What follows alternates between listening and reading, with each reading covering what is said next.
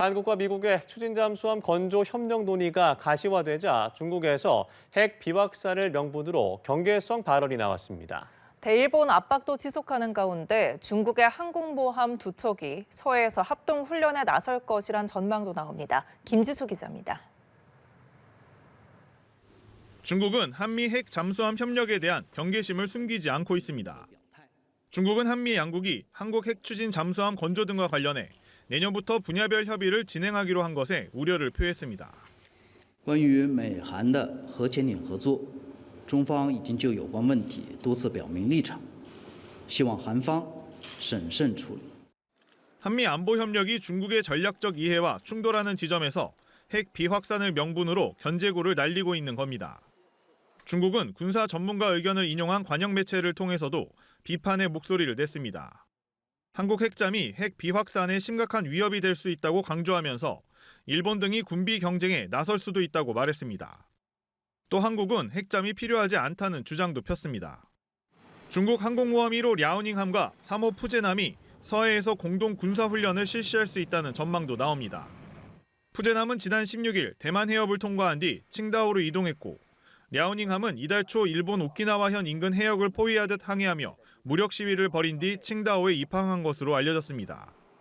지난달 시진핑 중국 국가주석이 참석한 가운데 공식 취역한 3호 푸제남은 미국 제럴드 R 포드함에 이어 세계에서 두 번째로 전자기식 캐터필트 장치를 갖춘 항모입니다. 세 개의 항모 전단을 가동하게 된 중국은 10년 내로 2배 더 확장한다는 계획을 밝힌 바 있습니다. 연합뉴스TV 김지수입니다. 마코 루비오 미국 국무장관이 동맹국들과의 관계를 훼손하지 않으며 중국과 협력을 모색하겠다고 밝혔습니다. 현지 시간 19일 루비오 장관은 워싱턴 DC 국무부에서 진행한 기자회견에서 일본과 강력한 파트너십을 지속하며 중국 정부와도 생산적 협력 방안을 모색할 수 있다고 말했습니다. 루비오 장관은 중일 갈등에 대한 입장을 묻는 질의에 이런 긴장은 기존부터 있었다며 이같이 답했습니다. 또 루비오 장관은 미국이 우크라이나, 러시아 대표단을 잇따라 만나는 것을 두고 평화협정 강요가 아니라 양측을 공통지점으로 이끌 수 있는지 모색하는 것이라고 밝혔습니다. 일본 정부 고위 간부의 핵무기 보유 발언과 관련해 중국이 심각한 사태라고 규정하며 국제사회가 우려를 드러내야 한다고 촉구했습니다. 고작훈 중국 외교부 대변인은 어제 브리핑에서 보도가 사실이라면 사태는 상당히 심각하다면서 국제법을 어기고 핵무기를 보유하려는 위험한 음모를 드러낸 거라고 주장했습니다.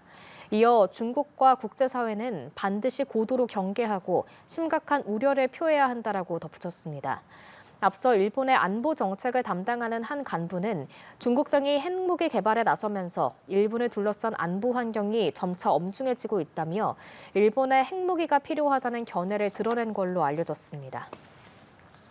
중국이 난징 대학살 국가 추모일을 계기로 대일 역사 공세의 강도를 높이고 있습니다. 난징 대학살과 7.31 부대 또 위안부 문제를 다시 꺼내들며 압박했는데 일본 내부에선 중일 정상회담 필요성도 거론됩니다. 베이징에서 배삼진 특파원입니다. 중국에 등록된 난징 대학살 생존자는 현재 24명, 대부분 90대 고령자로 올해만 8명이 숨졌습니다. 중국은 난징 추모관에 생존자를 상징하는 등불을 밝히고 난징과 장수성, 집단 매장지 등 전국 각지에서 추모 행사를 이어갔습니다.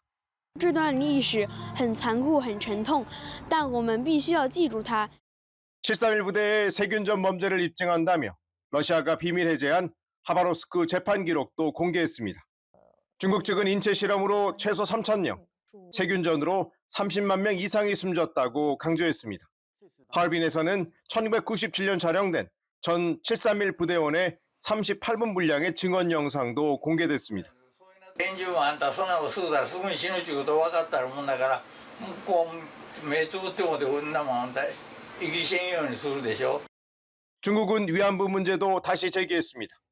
연구진은生존자 358명의 기록을 토대로 중국 내 2,100여 곳에 위안소를 확인했다고 주장했습니다. 整个的冰山，我们只能看到冰山的一角，但这个一角就很可怕了。 일본에서는 갈등 해소를 위해 중일 정상 간 직접 회담이 필요하다는 관측이 나왔습니다. 다만 다카이치 총리의 야스쿠니 신사 참배가 현실화될 경우 관계는 더 악화할 수 있다는 전망도 제기됐습니다. 베이징에서 남뉴스TV 배삼진입니다.